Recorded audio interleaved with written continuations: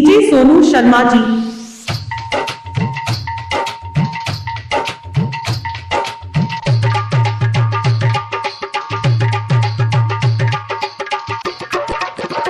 DJ Sonu Sharma ji.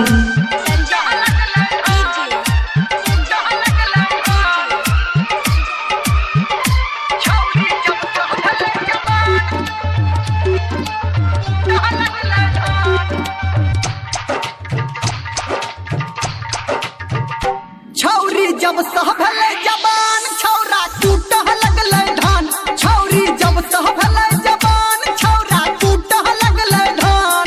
छौरा टूटह लगले धान। छौरा टूटह लगले धान। छौरी जब सहभले जबान छौरा टूटह लगले धान। छौरी जब सहभले जबान छौरा टूटह लगले धान। छौरी जब सहभले जबान छौरा टूटह डीजे सोनू शर्मा जी।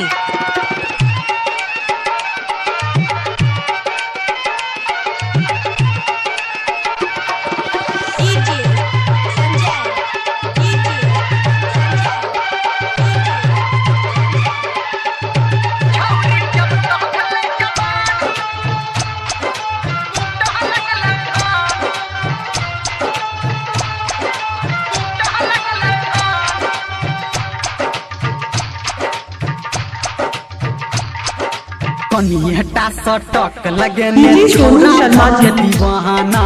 टाका फिट केने छै अपन कहतै की जमाना।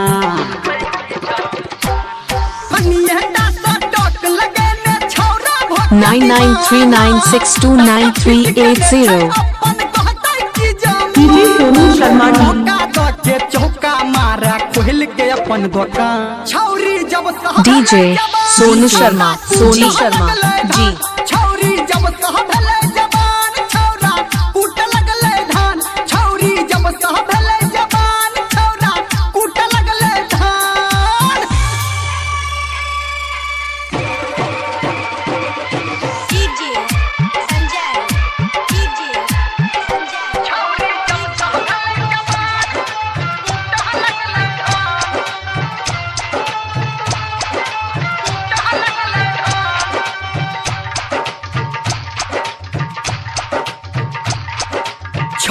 डीजे सोनू शर्मा जी। चोच में चोच सटा के बैसे अपना कोरा।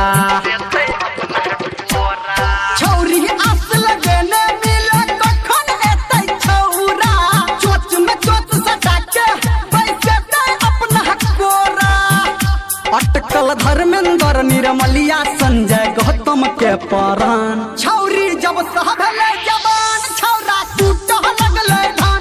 छौरी जब सहभले जबान 9939629380। डीजे सोनू शर्मा कतरा। डीजे सोनू शर्मा कतरा। डीजे सोनू शर्मा कतरा। डीजे सोनू शर्मा कतरा।